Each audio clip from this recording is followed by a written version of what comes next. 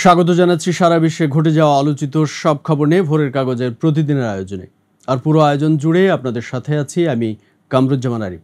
আজ শুরুতেই থাকছে রাশিয়া ইউক্রেন প্রসঙ্গ।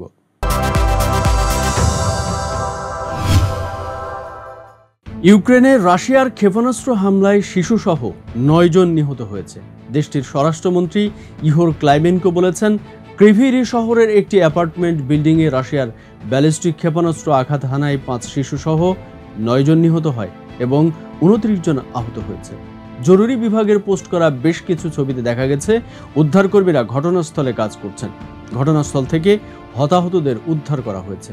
হামলার পর ইউক্রেনের প্রেসিডেন্ট ভ্লাদিমির জেলেনস্কি বলেন, প্রতিদিন এবং প্রতি ঘন্টায় রাশিয়ার সন্ত্রাসীরা প্রমাণ করছে যে ইউক্রেন এবং তাদের অংশীদারদের বিমান প্রতিরক্ষা ব্যবস্থা শক্তিশালী করা উচিত।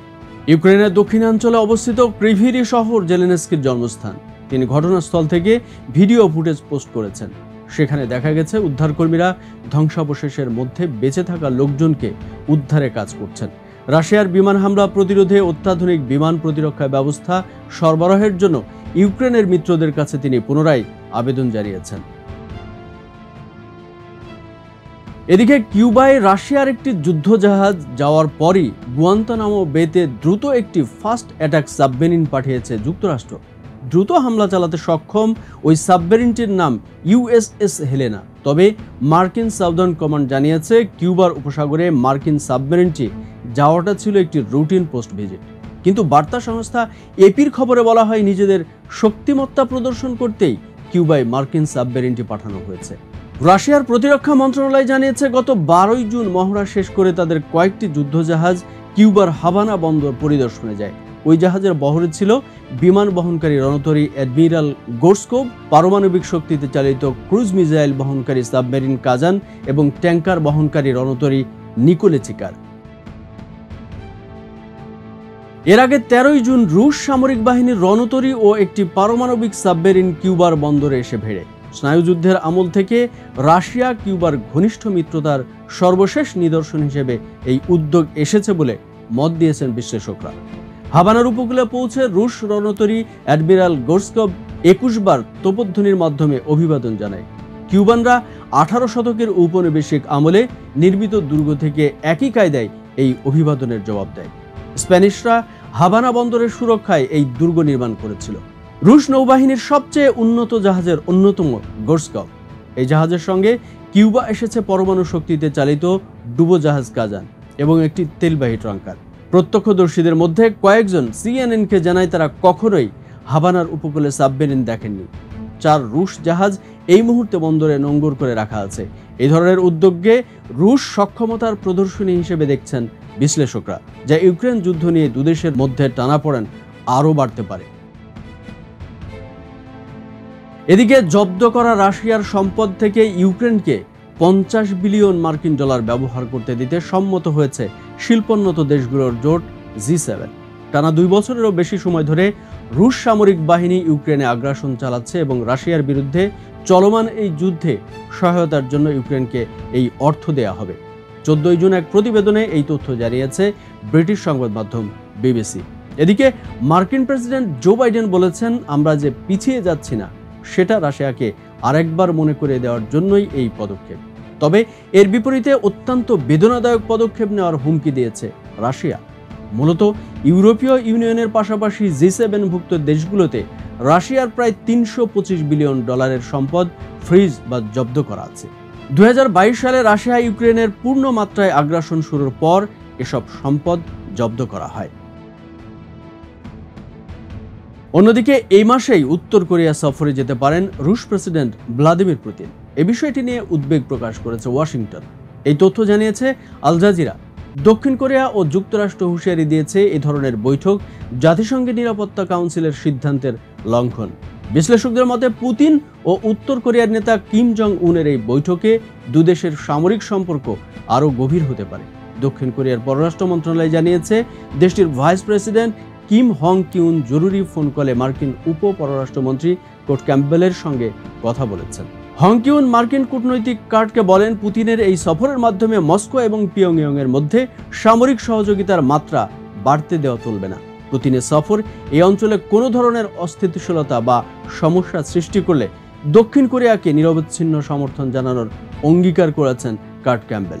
রুশ পত্রিকা ভেদোমস্তি সোমবার জানায় আগামী 2-1 সপ্তাহের মধ্যে উত্তর কোরিয়া ও ভিয়েতনামের সফর করবেন পুতিন।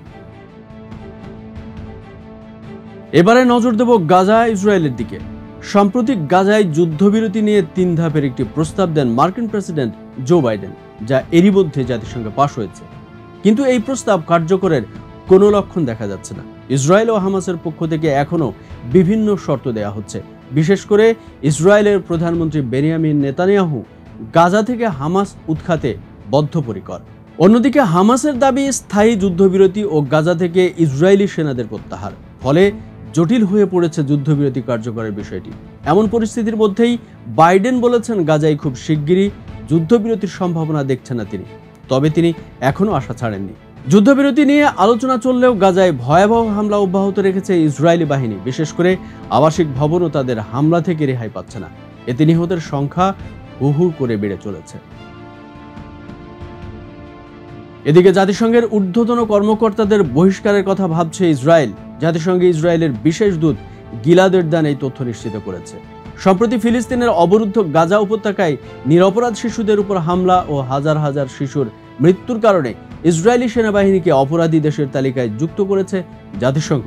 সে সময় ইসরায়েলের পররাষ্ট্রমন্ত্রী ইসরায়েল কার্টেজ জানান, এই পদক্ষেপের কারণে জাতিসংঘের সঙ্গে ইসরায়েলের সম্পর্কে নেতিবাচক প্রভাব পড়বে এবং জাতিসংঘকে এর পরিণতি ভোগ করতে হবে। এই ঘটনাকে কেন্দ্র করেই ইসরায়েল জাতিসংঘের ঊর্ধ্বতন কর্মকর্তাদের বহিষ্কারের কথা চিন্তা করছে বলে ধারণা করা হচ্ছে। ইসরায়েলের একটি রেডিও চ্যানেলে গিলাদ এরদান বলেন, কিছুদিনের মধ্যেই ইসরায়েল তার ভূখণ্ড থেকে জাতিসংঘের ঊর্ধ্বতন কর্মকর্তাদের বহিষ্কারের বিষয়টি পর্যালোচনা করছে। জাতিসংঘের কর্মকর্তাদের দেশটি থেকে প্রত্যাহারের এবং ইসরায়েলের ভালো মন্দ বিবেচনা করার সময় এসে গেছে। এদিকে ইসরায়েলের অন্তত 9টি সামরিক স্থাপনায় একযোগে আবারও মুহুর্মুহু রকেট ও ড্রোন হামলা চালিয়েছে লেবাননের ইরান সমর্থিত সশস্ত্র গোষ্ঠী হিজবুল্লাহ। বৃহস্পতিবার টানা দ্বিতীয় দিনের মতো লেবাননের দক্ষিণ সীমান্ত এলাকা থেকে ইসরায়েলি সামরিক স্থাপনায় ওই হামলার দাবি করেছে গোষ্ঠীটি। বার্তা সংস্থা রয়টার্সের এক প্রতিবেদনে থেকে জানা যায়, মঙ্গলবার ইসরায়েলের সামরিক বাহিনীর হামলায় হিজবুল্লাহর মাঠ পর্যায়ের জ্যেষ্ঠ একজন কমান্ডার নিহত হয়। বৃহস্পতিবার ওই হামলার প্রতিশোধে ইসরায়েলি সামরিক বাহিনীর স্থাপনায় হামলা চালিয়েছে হিজবুল্লাহ। লেবাননের একটি নিরাপত্তা সূত্র বলছে, ইসরায়েলি সামরিক স্থাপনায় গত অক্টোবরের পর বৃহস্পতিবারই সবচেয়ে বড় হামলা চালিয়েছে হিজবুল্লাহ। এদিকে এডেন উপসাগরে একটি কার্গো জাহাজ লক্ষ্য করে ক্ষেপণাস্ত্র হামলা চালিয়েছে ইয়েমেনের হুতি বিদ্রোহীরা। এ ঘটনায় জাহাজের এক নাবিক গুরুতর আহত হয়েছে। তাকে উদ্ধার করেছে মার্কিন বাহিনী। মার্কিন সামরিক বাহিনী জানায়, একটি বাল্ক কার্গো জাহাজের 2টি ক্ষেপণাস্ত্র নিক্ষেপ করে হুতি। 2023 সালের নভেম্বর থেকে লোহিত সাগর ও এডেন উপসাগরে জাহাজ লক্ষ্য করে হামলা শুরু করে ইয়েমেনের সশস্ত্র গোষ্ঠীটি। ফিলিস্তিনিদের প্রতি সমর্থন জানিয়ে তারা এমন হামলা চালাচ্ছে। তাদের এই হামলাকে কেন্দ্র করে আন্তর্জাতিক বাণিজ্যে ব্যাপক নেতিবাচক প্রভাব পড়েছে। যদিও এতে হতাহতের ঘটনা নেই বললেই চলে।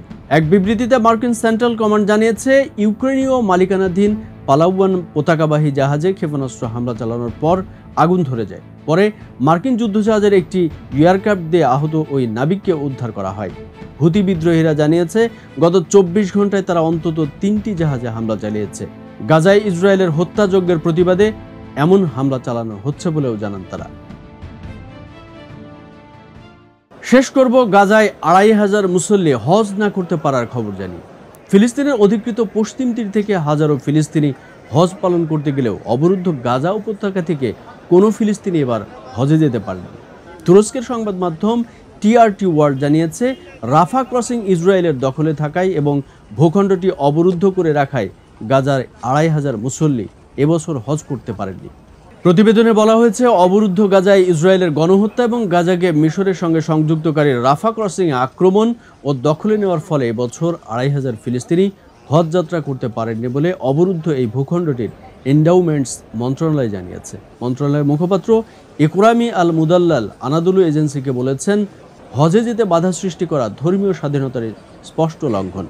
তিনি বলেন, ইসরায়েলি আগ্রাসন ও যুদ্ধের কারণে মিশর ও সৌদি আরবের মধ্য দিয়ে পরিবহন চুক্তি স্বাক্ষর এবং মক্কা ও মদিনায় হাজিদের থাকার জায়গা বুকিং সহ হজের স্বাভাবিক প্রস্তুতি সম্পন্ন করতে পারেননি মন্ত্রণালয়। দর্শক, এই ছিল সারা বিশ্বে ঘটে যাওয়া উল্লেখযোগ্য কিছু খবর নিয়ে ভোরের কাগজের আজকের আয়োজন। যারা এতক্ষণ আমাদের সাথে ছিলেন তাদের অসংখ্য ধন্যবাদ। সারা বিশ্বের সব খবর সবার আগে জানতে সাথে থাকুন আমাদের ভোরের কাগজ ইউটিউব চ্যানেল ও ফেসবুক পেজে। ভালো থাকবেন সবাই। আল্লাহ হাফেজ।